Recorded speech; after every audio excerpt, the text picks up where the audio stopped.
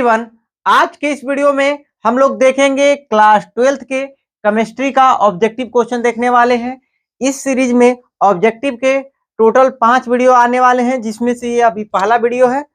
Channel को subscribe करके रखिएगा ताकि अन्य वीडियो जो आएंगे तो उसका भी आपको नोटिफिकेशन मिल सके। और इसी सेम जिस तरह से अभी हम लोग ऑब्जेक्टिव डिस्कस कर रहे हैं, इसी तरह आपको सब्जेक्टिव का एक वीडियो बना हुआ है, जिसका लिंक जो होगा हम नीचे पिन कमेंट में डाल देंगे। वहां से जाकर वो वीडियो भी जरूर देख लीजिएगा। और जब भी हम लोग क्वेश्चन को डिस्कस करेंगे तो ऐसा नहीं है कि केवल टिक मारते हुए चले जाएंगे। उस क्वेश्चन को और किस किस ढंग से पूछा जा सकता है और क्या क्या ऑप्शन हो सकते हैं, उन सभी पर हम लोग चर्चा करेंगे। तो चलिए इस वीडियो को शुरू करते हैं। और वीडियो पसंद आएगा तो उसे लाइक जरूर कर दीजिएगा और ज्यादा से ज्यादा लोगों को वीडियो शेयर भी कर दीजिएगा। चलिए शुरू करते हैं क्वेश्चन नंबर 1 से। इस क्वेश्चन में पूछा क्या गया है कि अंतः केंद्रीय घनीय एकक कोष्टिका में कणों की संख्या कितनी होती है। तो अगर हम बात करेंगे अंतः केंद्रीय, तो अंतः केंद्रीय होता है बीसीसी, और बीसीसी में कोने पर परमाणु और उसके अलावा बीच में होता है। तो टोटल परमाणु होते हैं इसके अंदर में 2। बीसीसी में 2 परमाणु होते हैं कुल मिलाकर। लेकिन सवाल में बीसीसी के अलावा पूछ सकता है वह सिंपल क्यूब भी पूछ सकता है, या फिर पूछ सकता है वह एफसीसी। अगर वह एफसीसी पूछेगा तो कुल परमाणुओं की संख्या एफसीसी में 4 होती है, और सिंपल क्यूब में जो होता है कुल परमाणुओं की संख्या 1 होती है। क्योंकि सिंपल क्यूब होगा तो परमाणु केवल कोना पर पाया जाता है, और एफसीसी होगा तो कोना के अलावा फलक के केंद्र पर भी होगा, और अगर बीसीसी होगा तो कोना पर और बॉडी के सेंटर पर पाया जाता है। ठीक है, तो यहाँ पर जो क्वेश्चन बनेंगे, बीसीसी है तो 2 और सिंपल क्यूब है तो 1, सरल घनीय है तो, और एफसीसी फलक केंद्रीय है तो 4। ठीक है, नेक्स्ट क्वेश्चन देखते हैं। नेक्स्ट क्वेश्चन है 40 ग्राम NaOH को 2 लीटर जलीय विलयन में उपस्थित करने पर इसकी मोलरता ज्ञात करनी है। क्या ज्ञात करना है? मोलरता। तो मोलरता का फॉर्मूला पहले समझिए। मोलरता बराबर होता है मोल बटे में विलयन का आयतन, और आयतन लीटर में होना चाहिए। तो यहाँ पर हम लोग अगर मोल निकालना है, लेकिन ये ग्राम में है यानी द्रव्यमान दिया हुआ है, तो लिखेंगे 40 और बटे में इसका अणु भार हो गया।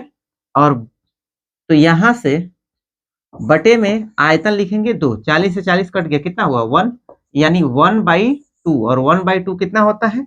0.5। आंसर क्या हो जाएगा? ए। तो 40 ग्राम है, इसका निकालना था, तो मोलरता का फॉर्मूला होता है विलय का मोल बटे में विलयन का आयतन लीटर में। तो मोलरता हो गया। और इसका अगर मात्रक सवाल में पूछ दे तो इसका मात्रक ऊपर वाला है मोल और नीचे में है लीटर, तो मोल पर लीटर, या फिर इसका मात्रक मोलर होता है, कैपिटल या मोलर भी होगा।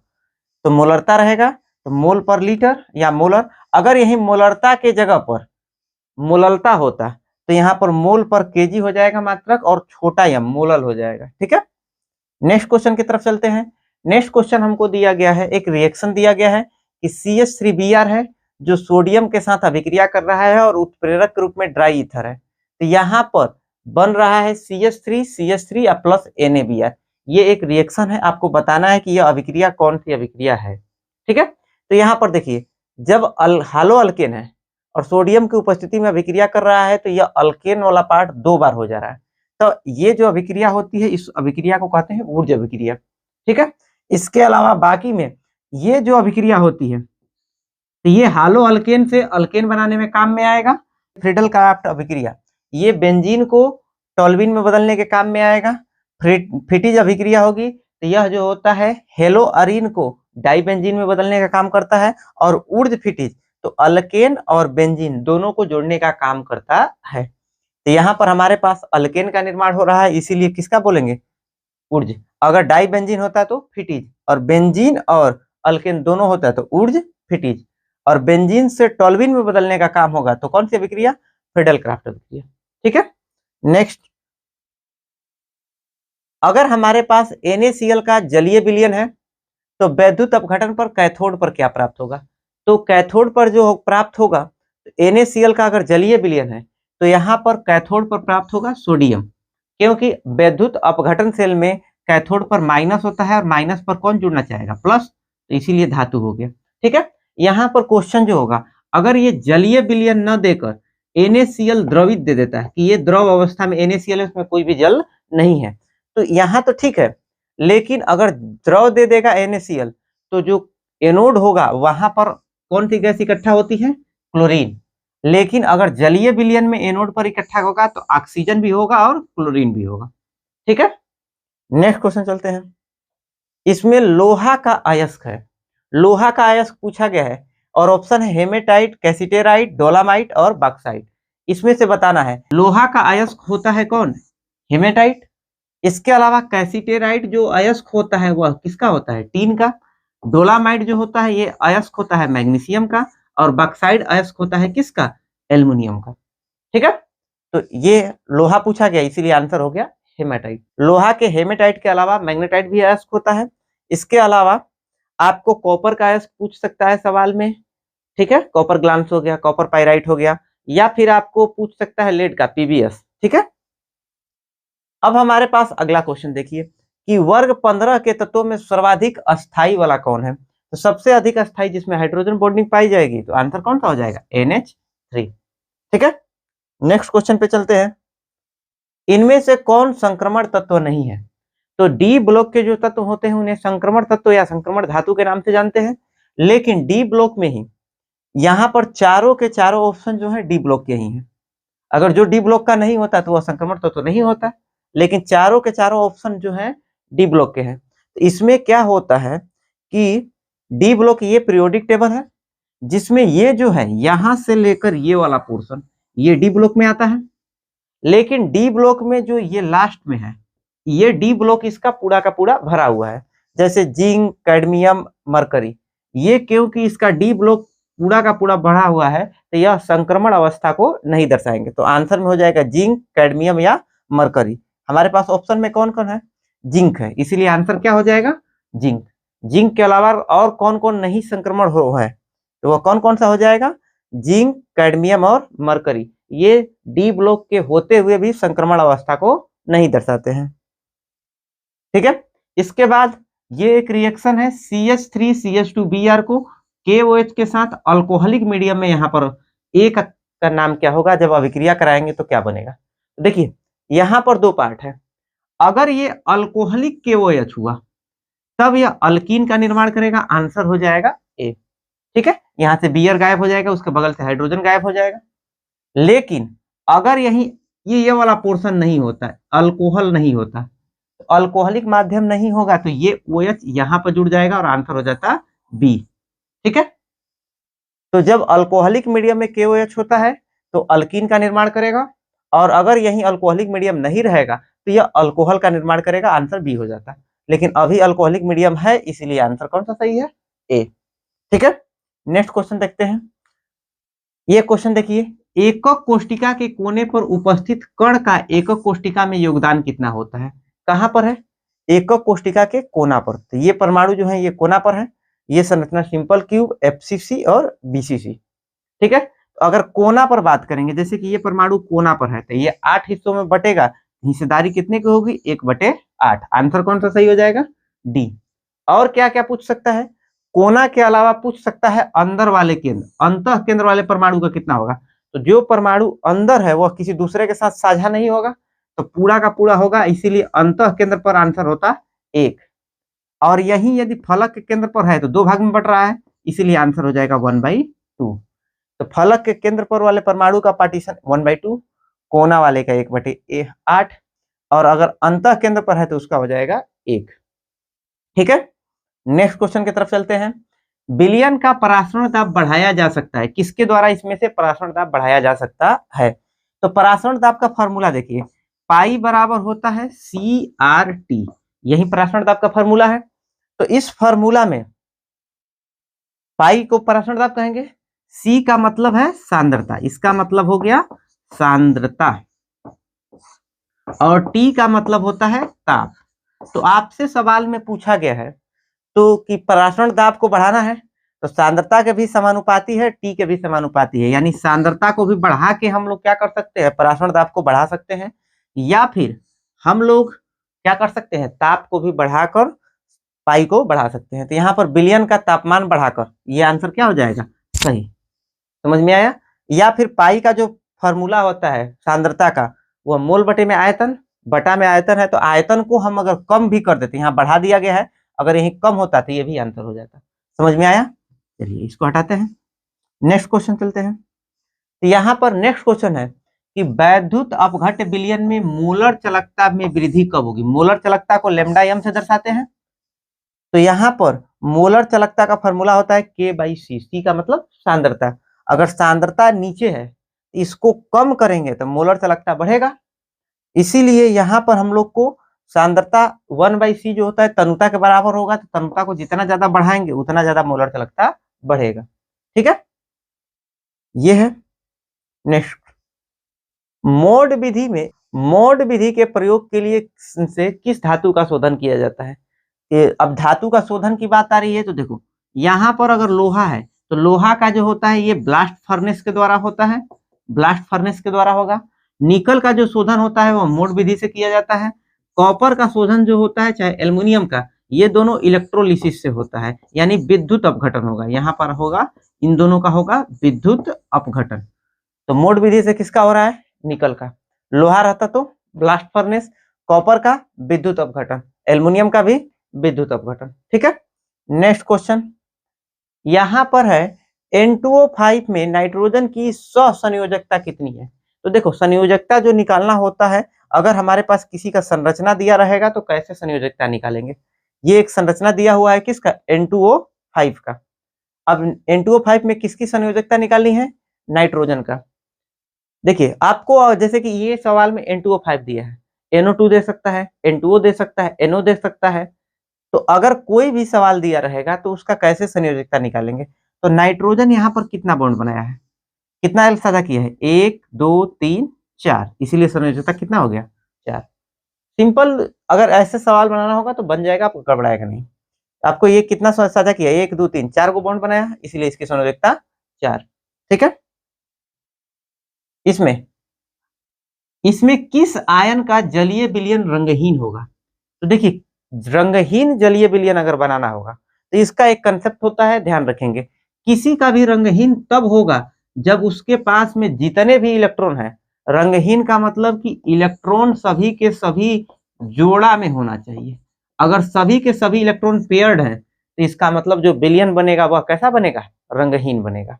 अब आप देख सकते हैं कि कौन पेयर्ड है कौन नहीं, इलेक्ट्रॉनिक विन्यास के जरिए। कैसे, देखिए स्कैंडियम, इसके पास कुल इलेक्ट्रॉन अगर स्कैंडियम होता है 3+ नहीं होता तो 21, इसका होता है 22, इसका होता है 23 और इसका होता है 24। ठीक है, अगर 21 को बांटना होता, हम 21 पे ही समझ ले रहे हैं, तो 21 का होता पहले आर्गन इलेक्ट्रॉनिक विन्यास, इसके बाद 4s2 3d1 होता, 21 हो गया, 18 2 20 और 1 21। अगर इसका करना होता 24 को ही ले लेते हैं, तो कैसे लेते हैं, आर्गन हो गया 18 और 4s2 20 और इसके बाद 3d कितना हो जाएगा, 4। कब, जब इसके पास कोई चार्ज नहीं होता तब। लेकिन यहाँ पर 3+ है, मतलब 3 इलेक्ट्रॉन कम होगा, और 3 इलेक्ट्रॉन कम होगा तो सबसे बातम कक्षा से 2 को निकला, और एक इसमें से अगर निकलेगा तो 3d3 होगा। इसी तरह से अगर ये 24 है तो इसका 3d2 होगा, इसका 3d1 होगा, और इसका 4 गो ये और 2 ये, खत्म हो गया, तो कोई भी इलेक्ट्रॉन नहीं बचा। तो इसके पास आर्गन है तो जोड़ा में है और बाहर कोई नहीं है, तो यानी कि इसके पास जितने भी इलेक्ट्रॉन है सभी के सभी जोड़ा में है। लेकिन अगर 3d3 का बनाएंगे संरचना तो 3d3 कैसा बनेगा, ये डी कक्षक है और इस तरह से ये बटेगा, 3 इलेक्ट्रॉन, 1 2 3। क्या ये जोड़ा में है, नहीं, इसका मतलब इसके पास कोई ना कोई रंग है, ये रंगहीन नहीं है। अगर 3d1 है तो इसके पास भी 1 इलेक्ट्रॉन है, अगर 3d2 है तो ये 2 इलेक्ट्रॉन होगा, लेकिन दोनों जोड़ा में नहीं होगा।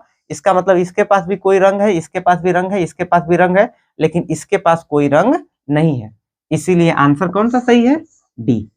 इस पे किसी और का भी दे सकता है, जैसे Fe2+ का पूछ सकता है या कॉपर का पूछ सकता है। ज्यादातर कॉपर पे भी सवाल आता है, कॉपर पे दे देगा कि कॉपर का बताइए कि कॉपर के पास ये Cu+ है और Cu2+ में कौन रंगहीन है। तो कॉपर के पास कुल इलेक्ट्रॉन होते हैं 29, और 29 का इलेक्ट्रॉनिक विन्यास करेंगे तो आर्गन 18, इसके बाद 4s1 3d10 होता है। और जब अगर 1 इलेक्ट्रॉन निकालेंगे तो 4s1 हट जाएगा, लेकिन अगर यहाँ पर 2 इलेक्ट्रॉन हटाएंगे तो 3d9 होगा ना। और अगर 9 इलेक्ट्रॉन है तो ये तो जोड़ा लगेगा नहीं, और जोड़ा नहीं लगेगा मतलब इसके पास कलर है, लेकिन यह 3d10 ये जोड़ा लग गया, और क्योंकि ये जोड़ा लग गया इसका मतलब कि ये Cu+ जो होता है वह रंगहीन होता है, इसमें कोई भी रंग नहीं होगा। कब? जब इसको जल में डालेंगे तब। ठीक है, नेक्स्ट क्वेश्चन। CH3CH2I को अगर केसीएन के साथ अगर कराते हैं अभिक्रिया तो क्या होगा? आपको पिछला क्लास में जो है सब्जेक्टिव वाला जो वीडियो है उसको कमेंट में हम डाल भी देंगे, देख जरूर लीजिएगा। उसमें आपको सेम हालो अल्केन की अभिक्रिया AgCN पे थी, वहां पर हम समझाए भी थे कि अगर AgCN होगा तो NC का आइसोसाइनाइड बनता है, और केसीएन होगा तो साइनाइड बनेगा। तो ये दो रहेगा और एक CN यहाँ पर ऐड हो जाएगा, तो आंसर कौन सा सही हो जाएगा? बी। समझ में आया? नेक्स्ट सवाल देखते हैं कि एक त्रिविमीय वर्ग निबिड़ संकुल में उपलब्ध स्थान कितना प्रतिशत गोला के द्वारा, यानी संकुलन क्षमता पूछा गया। संकुलन क्षमता अगर वर्ग निबिड़ होगा तो कितना प्रतिशत? 74%। इसके अलावा संकुलन क्षमता आपको ध्यान रखना है, सिंपल क्यूब का होता है 52.4%, अगर BCC है तो 68%, और FCC है तो होता है 74%। ये आप लोग ध्यान रखेंगे कि किसका किसका संकुलन क्षमता कितना है। और रिक्त पूछेगा तो रिक्त को 100 में से इसको माइनस कर देंगे तो खाली स्थान भी निकल जाएगा। इसके अलावा एक और क्वेश्चन, वो भी इंपॉर्टेंट है, बवाल ना करिएगा। ये त्रिविमीय बोला गया है, 3D है, अगर 3D के जगह पर द्विविमीय यानी कि 2D बोल दे, तो जब सवाल में यदि यहाँ पर 2D बोला जाएगा तो उस समय संकुलन क्षमता हो जाता है 78.5%। ये भी याद रखेंगे। अगर 2D वर्ग निबिड़ संकुल है तो 78.5, और अगर 3D रहेगा तो 74%। ठीक है, नेक्स्ट। अवाष्पशील विलय रखने वाले विलयन के वाष्प दाब से संबंधित नियम जो बनेगा वह कौन सा नियम होगा? रॉल्स का नियम। इसमें बोला भी गया है कि अविलय मूल अंश के क्या होता है? समानुपाती होता है। तो ये किसके नियम से है? रॉल्स के नियम। ठीक है, इसके बाद निकेल है और कॉपर के इलेक्ट्रोड से बनने वाले सेल का ईएमएफ ज्ञात करना है। तो सेल का ईएमएफ जो होता है ई सेल बराबर होता है ई कैथोड और माइनस ई एनोड। ये फॉर्मूला होता है जिसके जरिए सेल का विभव ज्ञात किया जाता है। तो ये वाला हिस्सा जो होगा कैथोड होगा। कैसे पता चला कि कैथोड है? जो जितना वोल्टेज प्लस में देगा वह कैथोड है, और जो वोल्टेज माइनस में है या कम है, जितना माइनस की तरफ होगा, प्लस में जिसका मान जितना अधिक होगा वह कैथोड, और जो माइनस की तरफ जाएगा वह एनोड। तो ये कैथोड है और ये क्या है? एनोड है। कैथोड का है 0.34 माइनस और माइनस 0.25। ये माइनस और माइनस क्या हो जाएगा? प्लस। तो 0.34 और प्लस 0.25 दोनों को ऐड करेंगे तो आएगा 0.59। ठीक है, आंसर हो गया 0.34 0.25 का। इसी तरह से जैसे कि आपको यहाँ पर सवाल में कॉपर और निकल पूछा गया, आपको सवाल में ज्यादातर सवाल में कॉपर और जिंक गैल्वेनिक सेल देता है, और गैल्वेनिक सेल का विभव होता है 1.1 वोल्ट। ये याद भी कर सकते हैं, चाहे इस तरह से बना भी सकते हैं। सवाल में किसी का भी अगर देगा विभव तो एनोड और कैथोड पहचानिए और दोनों को बस रख के जोड़ दीजिए। ठीक है, नेक्स्ट सवाल कि वायु की अधिकता में अयस्क को अगर हम क्या करते हैं कि गलनांक से कम पर गर्म करेंगे, तो वायु यदि अधिक मात्रा में है तो जो विधि होगी उसको कहा जाएगा भर्जन, और यदि वायु कम मात्रा में होती तो विधि होती कौन सी? निस्तापन। तो यहाँ पर जो होगा वो कौन सा होगा? भर्जन। ठीक है, इसके अलावा जो एक क्वेश्चन और पूछता है कि भर्जन में किसके अयस्क के लिए होगा? तो ये सल्फाइड अयस्क के लिए, और ये जो होता है किस अयस्क के लिए? ऑक्साइड या फिर कार्बोनेट अयस्क को ऑक्साइड में बदलने के लिए निस्तापन विधि होती है। ठीक है, और सल्फाइड के लिए भर्जन। नेक्स्ट क्वेश्चन, नाइट्रिक अम्ल को व्यावसायिक उत्पादन अगर करना होगा तो किस विधि से करेंगे? 4 ऑप्शन है, हैबर विधि, ओस्टरवाल्ड विधि, शपर्स विधि, और एक है डिकोन विधि। तो देखो हैबर विधि जो होता है ये प्रयोग में आती है अमोनिया के लिए। अमोनिया का अगर निष्कर्षण करना होगा व्यापारिक रूप से तो हैबर विधि। ओस्टरवाल्ड विधि जो होता है ये नाइट्रिक अम्ल के लिए होता है, HNO3 के लिए। ये संपर्क विधि जो होती है सल्फ्यूरिक अम्ल H2SO4 के लिए, और डिकोन विधि जो होती है यह क्लोरीन गैस के लिए होती है। तो यहाँ पर सवाल में नाइट्रिक अम्ल पूछा गया, तो यहाँ पर आंसर क्या हो जाएगा, ओस्टरवाल्ड विधि। सवाल में यदि डिकोन विधि पूछेगा तो क्लोरीन गैस, सपर्स विधि तो H2SO4, और अगर हैबर विधि पूछेगा तो अमोनिया। ठीक है, इस पे एक चीज और ध्यान रखिएगा कि कहां कहां पर, क्योंकि विधि में जब उपयोग करते हैं, निर्माण किया जाता है, तो यहाँ पर उत्प्रेरक का यूज किया जाता है। तो आप लोग अपने से ढूंढिए, कुछ अपने से भी मेहनत करना होता है कि किस किस में कौन कौन से उत्प्रेरक का प्रयोग किया जाता है। ठीक है, नेक्स्ट क्वेश्चन, Cu2+ का आयन में इलेक्ट्रॉनिक विन्यास। ये क्वेश्चन एक बार अभी थोड़ा पहले डिस्कस भी किए हैं। इलेक्ट्रॉनिक विन्यास लिखना है किसका, Cu2+। पहले हम लोग कॉपर का लिखेंगे, कॉपर के पास में 29 इलेक्ट्रॉन और 29 है, तो इसको हम लिखेंगे आर्गन 18, फिर उसके बाद लिखेंगे 4s1 3d10। ऐसे होता है, ये है कॉपर का इलेक्ट्रॉनिक विन्यास, कॉपर का। ठीक है, और ये कॉपर लिखे, डब्लू मत पढ़ लीजिएगा, Cu। अब यहां पर हमारे पास में सवाल में Cu न देके 2+ है, 2+ का मतलब 2 इलेक्ट्रॉन कम है। अगर कम होगा तो Cu, और इसके पास अब अगर कम हो गया तो कितना इलेक्ट्रॉन, 27 इलेक्ट्रॉन। अगर 27 होगा तो जो इलेक्ट्रॉन 2 निकला है वह सबसे बाहतम कक्षा से निकलेगा। तो बाहतम कक्षा 4s होगा, उसके बाद 3d, एक इसमें से निकलेगा और एक इसमें से निकलेगा। आर्गन पे कोई फर्क नहीं पड़ेगा, तो ये आर्गन हो गया। इसके बाद अब ये 3d 10 के बजाय कितना हो जाएगा, 9, क्योंकि एक इलेक्ट्रॉन यहां से भी निकला है। ये खत्म कहानी है, तो ये 4s अब इलेक्ट्रॉन नहीं बचा है, तो इसको हम कितना लिख सकते हैं, 0, और आंसर सही हो जाएगा कौन सा, बी। समझ में आया, ये इलेक्ट्रॉनिक विन्यास वगैरह आपको पहले भी सिखाया हुआ है। क्रिस्टल का घनत्व ज्ञात करने का सूत्र, अगर क्रिस्टल का अगर आपको घनत्व निकालना होगा तो इसको घनत्व को रो से दर्शाते हैं, और रो बराबर होता है Z × M बटे में AQ गुणे एगाड्रो नंबर, और ये आंसर हो जाएगा AQM Z बटे में। ये गलत है, ये भी Z नीचे है, इसमें भी Z नीचे है, Z ऊपर होना चाहिए। आंसर कौन सा सही है, सी। ठीक है, नेक्स्ट क्वेश्चन, एक आयनिक यौगिक है जिसके एकक कोष्टिका में घन कोने पर है, तो अगर जो परमाणु कोना पर होता है उसकी हिस्सेदारी 1 की होती है। कोने के कुल परमाणु मिलाकर कितना बनते हैं, 1।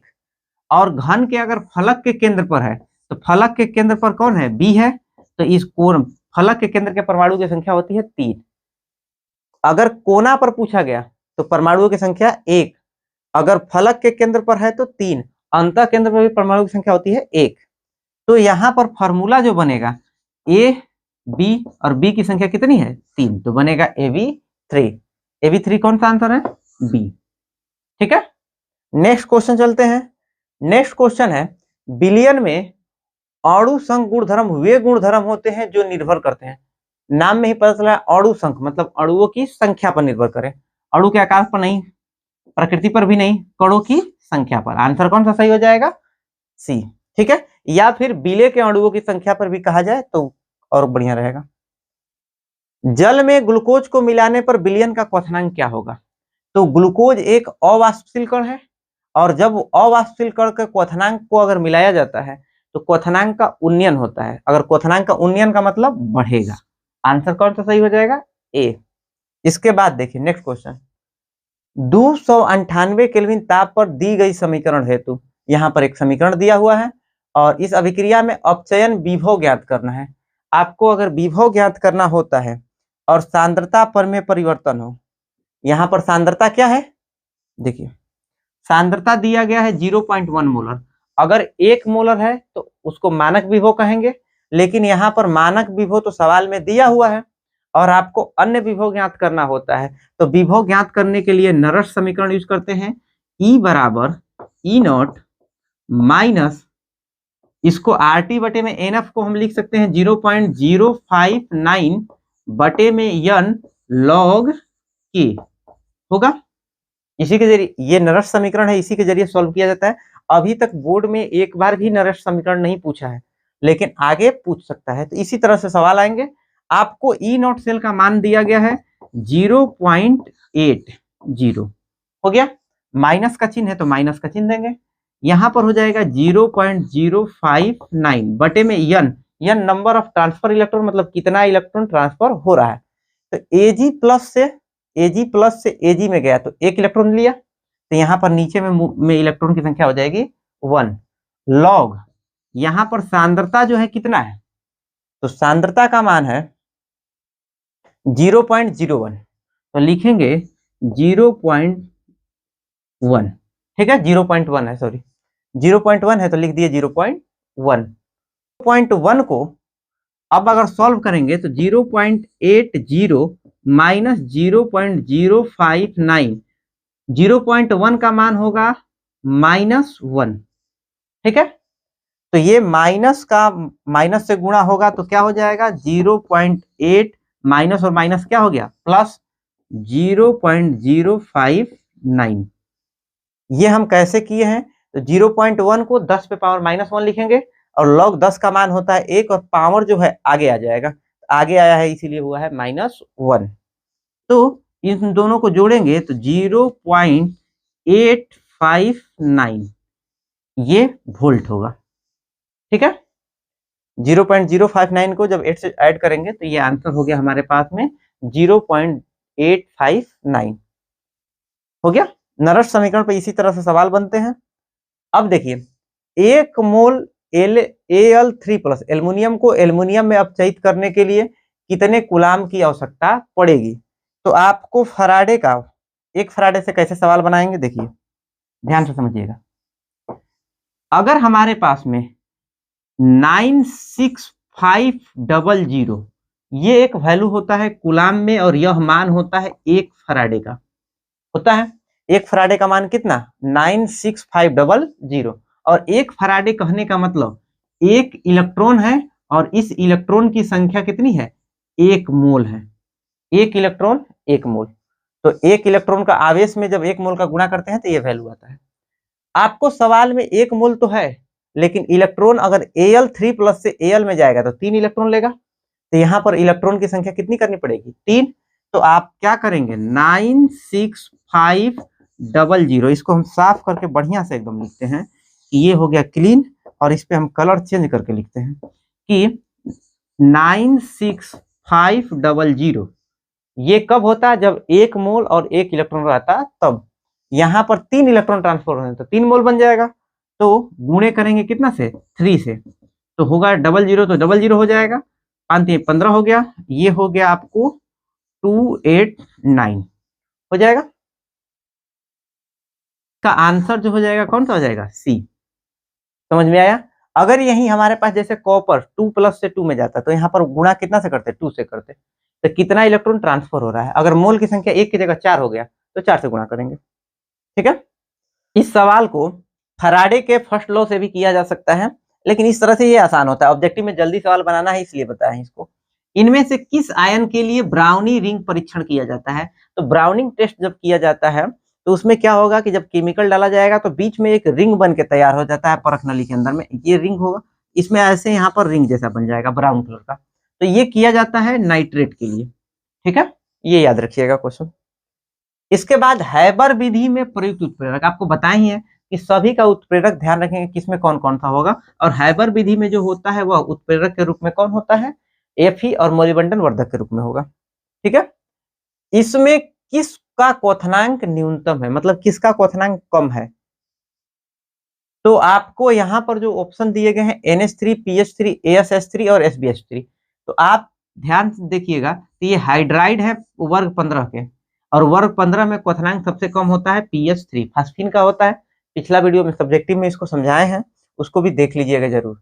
ये एक क्वेश्चन है, यहाँ पर आपको रिएक्शन दिया हुआ है और रिएक्शन में ये बेंजीन है जिसमें CH2CH3 लगा हुआ है, मतलब इथाइल बेंजीन है, जिसकी अभिक्रिया जब क्लोरीन के साथ कराएंगे तो क्लोरीन गैस प्रवाहित कराने पर क्या होगा।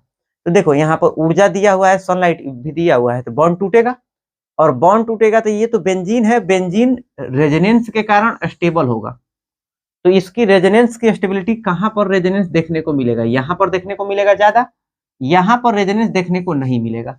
तो जब यहाँ पर टूटेगा तो प्रोडक्ट मेजर बनेगा और यहाँ वाला माइनर, तो यहाँ हमको Cl कहाँ पर जोड़ना पड़ेगा, यहाँ पर जोड़ना पड़ेगा, तो ये अब जो बनेगा ये आंसर सही है, ये मेजर हो गया, ये भी आंसर सही है, लेकिन ये मेजर नहीं बनेगा, यह माइनर बनेगा, इसकी मात्रा कम होगी और इसकी मात्रा अधिक।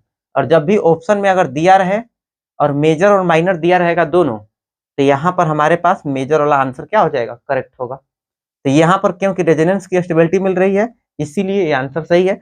ये वाला में रेजोनेंस की स्टेबिलिटी नहीं मिल रही है इसीलिए माइनर में होगा। ठीक है, नेक्स्ट क्वेश्चन।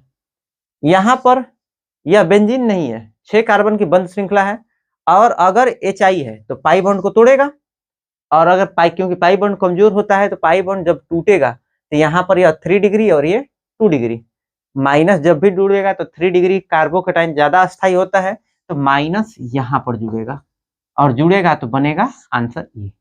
ठीक है, पाई बॉन्ड टूटेगा ना। नेक्स्ट सवाल, अगर ये पाई बॉन्ड टूटेगा तो क्योंकि इधर भी कार्बन है इधर भी कार्बन है और चारों तरफ से बराबर है तो फ्री रेडिकल बनेगा, और ये भी ब्रोमीन और ब्रोमीन है तो ये भी बराबर टूटेगा तो फ्री रेडिकल बनेगा, तो एक ब्रोमीन यहाँ पर जुड़ेगा और एक ब्रोमीन यहाँ पर, आंसर हो जाएगा ए। ठीक है, नेक्स्ट क्वेश्चन दिया गया है ब्यूटेन टू ऑल में डिग्री बताना है कि 1 डिग्री 2 डिग्री 3 डिग्री। तो आपको डिग्री बताने के लिए ब्यूटेन मतलब 4 कार्बन और दूसरा पर ऑल है मतलब दूसरा पर लगा हुआ है अल्कोहल, तो अल्कोहल की डिग्री जुड़े कार्बन की डिग्री के बराबर होती है। तो ये कार्बन 2 डिग्री का है क्योंकि 2 कार्बन से जुड़ा है, और ये अगर 2 डिग्री का है तो ये भी कितने डिग्री का होगा, 2 डिग्री। रहने देते हैं और नेक्स्ट वीडियो बहुत जल्द ही आप लोगों को अपलोड किया जाएगा। अगर आपको किसी टॉपिक में कहीं पर भी केमिस्ट्री में कोई दिक्कत आ रही है तो आप कमेंट करके जरूर बताइएगा, और हम जिस टॉपिक में आपको दिक्कत होगा उसका एक सेपरेट वीडियो बना देंगे। इसके अलावा अगर ये आपको कैसा लगा है ये भी कमेंट में फीडबैक जरूर करिएगा। मिलते हैं नेक्स्ट वीडियो।